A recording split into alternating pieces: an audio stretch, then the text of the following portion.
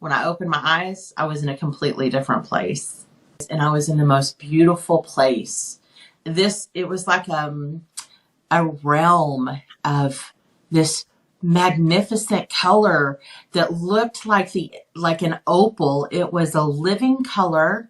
I'm going to try to describe it, but just know that I'm going to do my best, but I still can't do it justice. So if you close your eyes and you just picture an opal, and an opal has fire to it, and it is a multi-dimensional gem, and it like turns different colors. So it was like I was seeing lavender, I was seeing some kind of like a gray, I was seeing like a fiery orange color, and in this place it was like the room was round but without a door, no windows that I saw.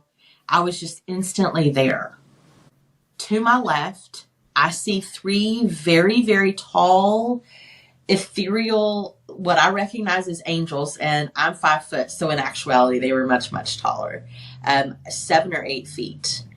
Very strong, looked very human-like, but without skin, without features like we have, and they're very, very, I guess I would say like powerful. They're translucent so I can see through them, and they're a bluish color, a very, very like an electric bluish hue. I can see right through them. And one extended its hand to me. I couldn't see whether they were male or female, per se, but the one that extended its hand to me seemed like a masculine presence. And I immediately swatted his hand away. And I said, no. I felt like if I went with them, that I was going to stay wherever I was, which I call this place heaven. I call this place paradise. Like it was a small, I was only seeing a small section of it, but it was more beautiful than any beautiful experiences I've had on earth combined. I believed that I wanted to, at this time, like I'm immediately thinking as I'm dying and in this moment, no, I don't want to live. I want to be with my children. And that was still the way that I felt. Now, at this time, like I said, I was struggling with a lot of depression. So I even in the days leading up to this had been saying things and even telling people and ruminating on these suicidal ideas. And that I would be better off and my family would be better off. And the pain that I was feeling was too great. And then when I was in the throes of it, I realized, no, that's not what I want. That's not at all what I want.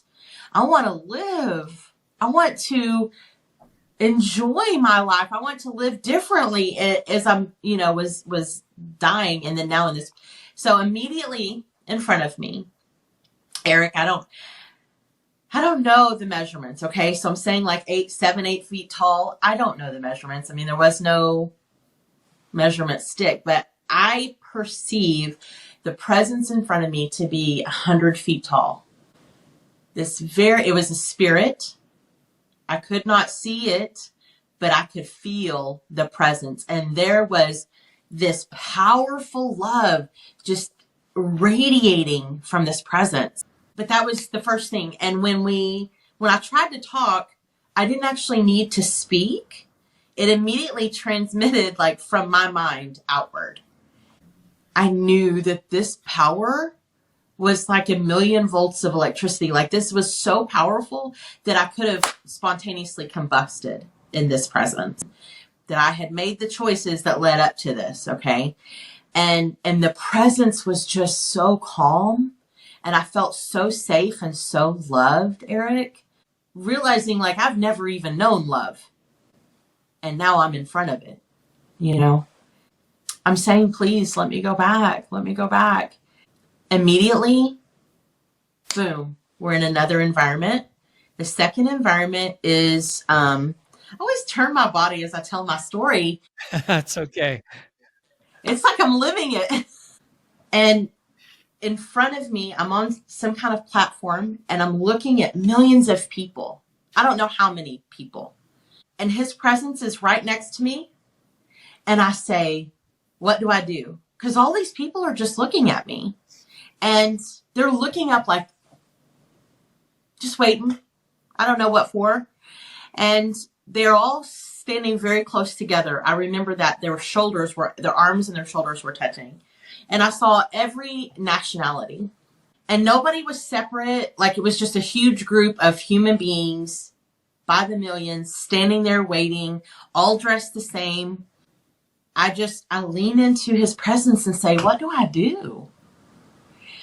And his response was simple. He said, love them.